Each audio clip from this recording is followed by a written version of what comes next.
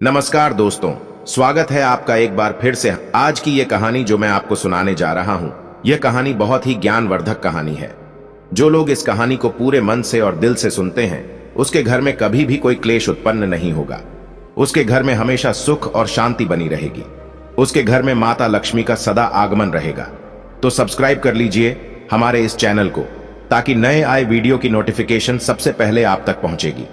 आपने सुना होगा कि जिसके घर में रोज झगड़े होते हैं, रोज क्लेश होते हैं, उस घर में बरकत नहीं होती। उस घर में कभी माता लक्ष्मी का आगमन नहीं होता। और जिसके घर में सुख शांति होती है, उसके घर में सुख समृद्धि का आगमन होता है और माता लक्ष्मी का निवास उसके घर पर सदा बना रहता है। इस कहानी को सुनने के बाद हमें यह पता चल जाएगा कि हमें घर में लड़ाई झगड़ा क्यों नहीं करना चाहिए, और जिसके घर में लड़ाई झगड़े होते हैं वो उन लड़ाई झगड़ों को कैसे रोक सकता है। क्योंकि घर में सुख शांति का होना बहुत जरूरी है।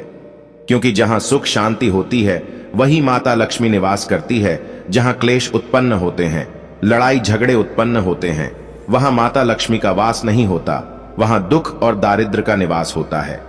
हो सके तो इस कहानी को पूरा सुने। यह कहानी आपके जीवन में बहुत सीख देगी। यह बहुत ही ज्ञानवर्धक कहानी है, इसे जरूर सुने। एक मोर और मोरनी की कहानी।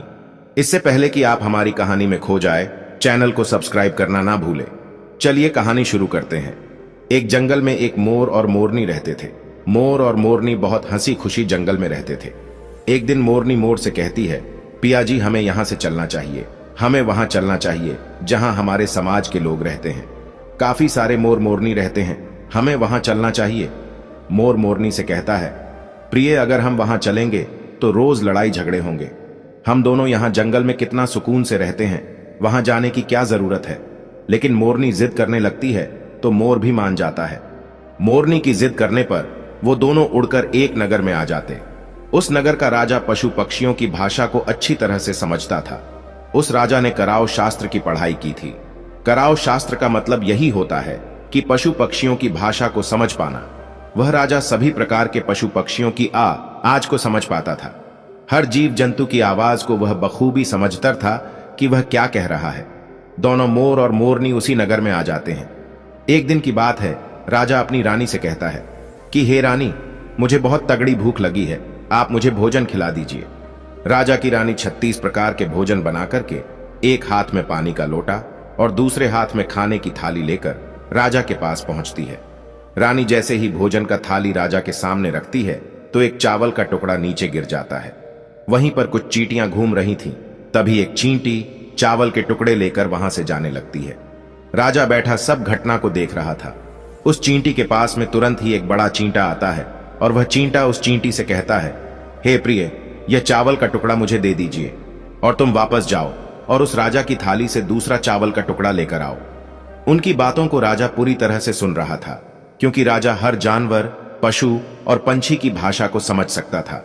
तो राजा वहीं बैठा रहा था जब चींटा चींटी से यह बात कह रहा है कि नहीं, मैं नहीं जाऊंगी। अगर यह बात राजा को पता चल जाएगी तो राजा मुझे मार देगा। फिर चींटा चींटी से कहता है कि तुम जाओ, राजा को नहीं पता चलेगा। चींटी फिर जाने की कोशिश तो करती है, लेकिन फिर आधे रास्ते से वापस चली आती है और चींटा से कहती है, नहीं, मैं नहीं जाऊंगी। हो सकता है राजा को पता चल जाए और राजा मुझे मार देगा। राजा उन दोनों को देख रहा था। चींटा को इस बात का भान हो जाता है कि राजा हमारी बात को समझ रहा है। चींटा फिर चींटी से कहता है, देखो, लगता है राजा हमारी बात को समझ रहा है। राजा ने हमारी बातों को सुन लिया है, इसीलिए वो हमें ही देख रहा है। चींटा चींटी से कहता है, अगर राजा ने हमारी बातों को सुन लिया है और राजा किसी और को बताया तो उसी समय पत्थर का बन जाएगा। राजा चींटा और चींटी की बात को बखूबी सुन लेता है और समझ लेता है। राजा इस बात को सुनकर हंसने लगता है। जैसे ही राजा को हंसी आने लगती है, राजा की रानी रसोई से बाहर आती है। वह जैसे ही रसोई से बाहर निकलती है, राजा उसे हंसते हुए दिखाई देता है।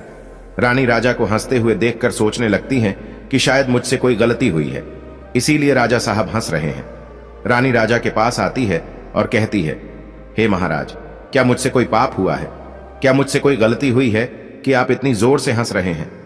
राजा रानी से कहता है, नहीं, ऐसी कोई बात नहीं, मुझे बस यूं ही हंसी आ गई। रानी जिद करने लगती है और कहती है, आपको मुझे बताना पड़ेगा कि आप क्यों हंस रहे थे। राजा बार बार मना करता है, क्योंकि राजा को पता था कि चींटी ने कहा है कि अगर मैं चींटी वाली बात किसी को बताऊंगा तो मैं पत्थर का बन जाऊंगा। इसीलिए राजा रानी को यह बात नहीं बताना चाहता था, लेकिन रानी बार बार जिद करती हैं और कहती है, आपको मुझे बताना ही पड़ेगा कि आप क्यों हंस रहे थे। अगर आप मुझसे सच्चा प्रेम करते हैं, अगर आप मुझे अपना समझते हैं, तो आपको यह बताना पड़ेगा कि आप क्यों हंस रहे थे। राजा अब धर्म संकट में पड़ गया है। राजा सोचता है, अगर मैं ये बात रानी को बताऊंगा तो मैं पत्थर का बन जाऊंगा, और फिर सोचता है अगर मैं नहीं बताऊंगा तो रानी का विश्वास खत्म हो जाएगा। रानी बहुत जिद करने लगती है। कहते हैं ना कि प्रिया हट और बाल हट बहुत तगड़ी होती है। इन दोनों हट से हमेशा बचकर के रहना चाहिए। रानी के प्रिया हट के सामने राजा को झुकना पड़ता है, और राजा रानी से कहता है, ठीक है, अगर मैं आपको बताऊंगा तो बाद में आपको पछताना पड़ेगा। रानी कहती है कि अभी तो आप कह रहे थे कि कोई बात नहीं है, अभी आप कह रहे हैं कि मुझे पछताना पड़ेगा। रानी कहती है कि जरूर कोई तगड़ी बात है, और रानी और ज्यादा जिद करने लगती है। तब राजा कहता है कि तब ठीक है, अगर आप नहीं मान रही है तो चलिए मैं किसी जंगल में आपको एक बात बताऊंगा। राजा रानी रथ पर सवार होकर के जंगल के लिए निकल जाते हैं। जैसे वो घोर जंगल में पहुंच जाते हैं, तब राजा सारी बात रानी को सुनाने लगता है। जैसे ही राजा थोड़ी थोड़ी बात रानी को सुनाते गया, वैसे वैसे वो भी धीरे धीरे पत्थर का बनता गया। जैसे राजा ने आधी बात रानी को सुनाई, वो भी आधा पत्थर का हो गया। राजा फिर रानी से कहता है, हे रानी, मैं धीरे धीरे पत्थर का बनता जा रहा हूं, तुम बाद में बहुत पछताओगी। रानी कहती है, हे राजा साहब, हे महाराज, थोड़ी सी बात बची है, आप उसे भी सुना दीजिए। राजा पूरी बात बता देता है और राजा पूरा पत्थर का बन जाता है। रानी की इस जिद के कारण राजा पूरा पत्थर का बन जाता है।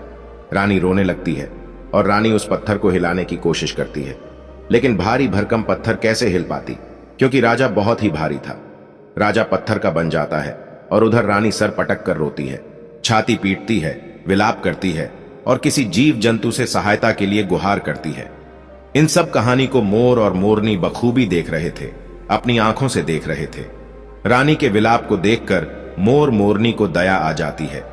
मोर मोरनी से कहता है, ये होता है प्रिय हट।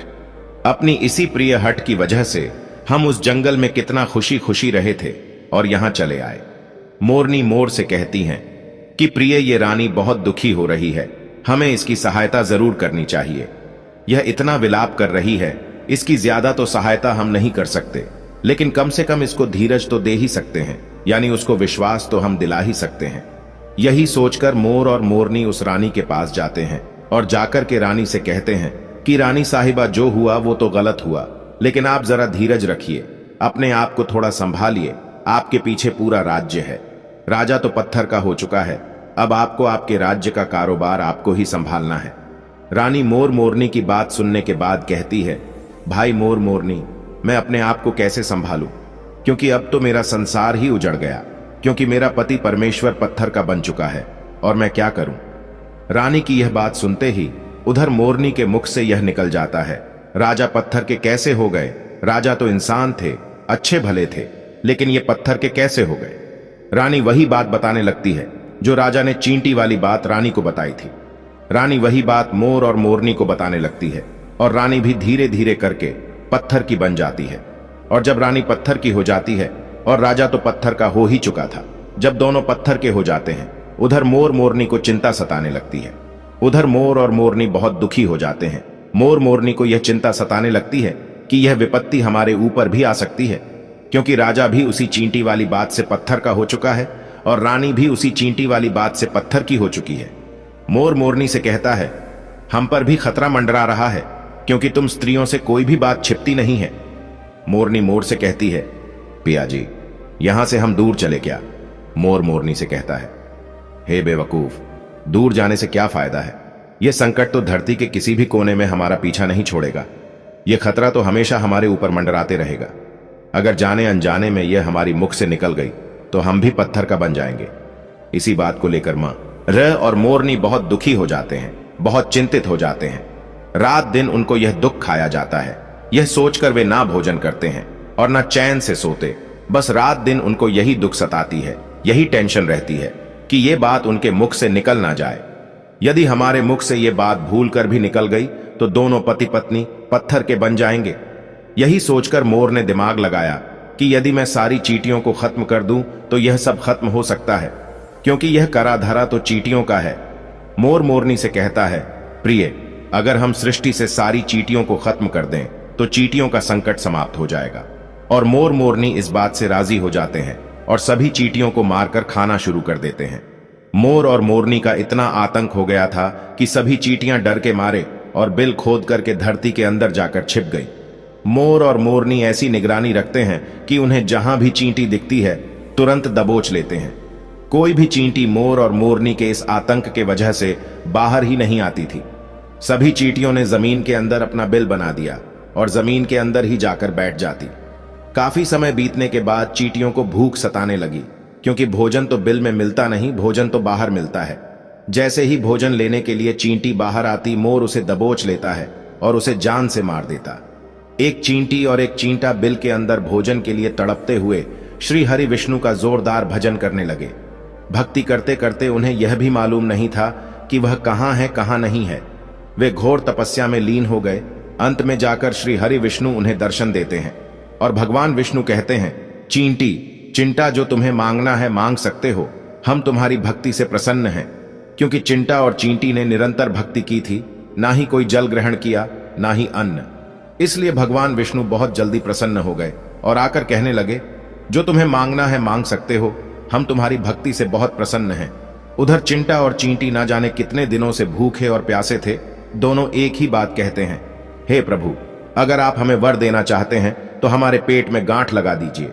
उन्होंने सोचा, अगर हमारा पेट नहीं होगा तो हम बाहर क्यों जाएंगे और मोर मोरनी हमें नहीं खाएंगे, इसीलिए उन्होंने मांगा, हे प्रभु, हमारे पेट में गांठ लगा दीजिए। भगवान विष्णु कहते हैं, तथास्तु, और चींटियों के पेट में गांठ लग जाती है। आज भी उन चींटियों के पेट में गांठ लगी हुई है, चींटियों का पेट नहीं होता। फिर चिंटा और चींटी भगवान विष्णु से कहते हैं, प्रभु, हमारे पेट में तो गांठ लग गई है, लेकिन अभी भी हमें मोर और मोरनी से खतरा है। मोर और मोरनी हमारे इंतजार में अभी भी ऊपर जमीन पर बैठे हैं और जैसे ही वे लोग हमें देखेंगे वो हमें मार देंगे। भगवान विष्णु मोर से कहते हैं, हे मोर, तुम चींटियों का शिकार करना बंद कर दो। इसमें चींटियों का कोई दोष नहीं है। जो दोषी था वो राजा था, क्योंकि राजा ने कराव शास्त्र की पढ़ाई की थी, इसीलिए वह सभी जीव जंतु की भाषा को समझने में सक्षम था। उसके साथ साथ वो जिन भाषा को समझता था उनका रूप बदलने में भी सक्षम था। पशु पक्षियों का वह रूप धारण किया करता था और जब वह राजा रूप धारण करता था उन पक्षियों के साथ संभोग भी किया करता था। और जब वह पशु पक्षी गर्भ धारण करते थे तो वह उन्हें छोड़ करके इंसान बन जाता था और फिर ऐसी पशु पक्षियों पर वह जोर से हंसता था। इसकी ऐसी मूर्खता के कारण ही आज यह राजा पत्थर का बना पड़ा है। मोर कहता है, हे प्रभु, उनकी पत्नी का, उनकी रानी का क्या दोष है? श्री हरि विष्णु कहते हैं कि उनकी पत्नी भी उनके इस पाप में भागीदारी है, क्योंकि उनकी पत्नी अगर उनको रोकती तो वह इतना बड़ा पाप नहीं करता। इसीलिए उनकी रानी भी इस पाप की भागीदारी है, इसलिए आज वो भी पत्थर की बन चुकी है। श्री हरि के समझाने के बाद मोर उनसे कहता है, हे प्रभु, पर इस बात को हम किसी और से कहेंगे जो कि रानी ने हमें सुनाई है, तो क्या हम पत्थर के बन जाएंगे? श्री हरि विष्णु कहते हैं कि तुम्हारा यह श्राप अब समाप्त हो चुका है, तुम्हें किसी से कहने पर कोई फर्क नहीं पड़ेगा। आप किसी से भी कह सकते हैं, तुम्हारे ऊपर से खतरा टल चुका है। मोर और मोरनी बड़े प्रसन्न हो जाते हैं, उनकी खुशी का कोई ठिकाना नहीं था। श्री हरि विष्णु अंतर्ध्यान हो जाते हैं और चले जाते हैं, और इधर मोर मोरनी का खुशी का कोई ठिकाना नहीं था। अगर किसी जानवर को, किसी पशु को खुशी होती है तो वह झूमने लगता है, नाचने लगता है। यही बात मोर के साथ हुआ। मोर को जब यह पता चला कि उनके ऊपर से खतरा टल चुका है तो वो खुशी में नाचने लगा, जोरदार नाचने लगा। उसकी खुशी का कोई ठिकाना नहीं था, वह खुशी के मारे पागल हो रहा था। फिर जैसे ही मोर खुशी के मारे अपने पैरों के नीचे देखता है कि फटे बदसूरत पैर मोर के बने हुए थे, मोर अपने पैरों को दे कर रोने लगता है। मोर सोचने लगता है कि पहले मेरे पैर इतने सुंदर थे, लेकिन आज इतने फटे और गंदे कैसे हैं? मेरा पूरा बदन सुंदर है, लेकिन मेरे पैर इतने फटे और बदसूरत कैसे हैं? मोर के पैरों के फटने का कारण चींटी खाना था, क्योंकि उसने बहुत सारी चींटियां मार मार कर खा गई थीं और मोरनी भी उन्हें खा गई थी, इसीलिए उनके पैर फट गए थे। आज भी कोई इंसान अगर चींटी खाता है तो उसके शरीर में छोटे छोटे दाने पड़ जाते हैं। यदि आप ज्यादा मात्रा में चींटी खाओगे तो आपका बदन भी फटने लगेगा। सांप केंचुली क्यों छोड़ता है? क्योंकि सांप चींटी खाता है और इसीलिए उसके शरीर में फट जाता है, अलग हो जाते हैं। इसी तरह मोर के पैर फट गए थे और वे बदसूरत हो गए थे, इसलिए मोर अपने पैरों को देखकर जोर जोर से रोने लगा। मोरनी मोर को धीरज रखवाती है और कहती है, जो हुआ वो तो हो गया, रोने से क्या होगा। मोर नाचता और जोर जोर से रोता है, इसलिए उसकी आंखों से आंसू की धारा बह रहे थे। मोरनी मोर को धीरज रखवाती है और उसके आंसुओं को नीचे गिरने से रोकती, लेकिन रोक नहीं पाती। मोरनी के हाथ तो है नहीं, लेकिन अपनी चोंच से एक एक आंसू को उठाती और अपने मुख में रखने की कोशिश करती, लेकिन कितना अपने मुख में रखती, सीधे मोरनी के पेट में चले जाते। इस तरीके से हर बार मोरनी मोर के आंसुओं को रोकती और मोर नाचता और खूब जोर जोर से रोता। मोर के आंसुओं को देखकर और मोरनी के प्यार को देखकर भगवान श्री हरि फिर से दर्शन देते हैं और मोरनी को आशीर्वाद देते हैं और कहते हैं कि तुम्हारा प्रेम ऐसे ही सदा बने रहे। इस आशीर्वाद के वजह से, अब इसे आशीर्वाद समझिए या श्राप, इसकी वजह से मोर कभी संभोग नहीं कर पाता, क्योंकि मोर जब नाचता है तो उसकी आंखों से आंसू गिरते हैं और उन आंसुओं को मोरनी चुकती है और उसी आंसुओं के कारण मोरनी गर्भवती हो जाती है। भगवान श्री हरि मोर और मोरनी को आशीर्वाद देते हैं और कहते हैं कि तुम्हारी भक्ति धन्य है और तुम धन्य हो। एक समय ऐसा भी आएगा कि तुम्हारे पंख को मुकुट बनाकर धारण करेंगे। इसलिए कहते हैं, श्री कृष्ण के रूप में श्री हरि धरती पर आते हैं तो वह मोर का पंख अपने मुकुट में धारण करते हैं। इस कहानी में बस इतना ही, और हम आशा करते हैं कि इस कहानी से आपको बहुत कुछ सीखने को मिला होगा।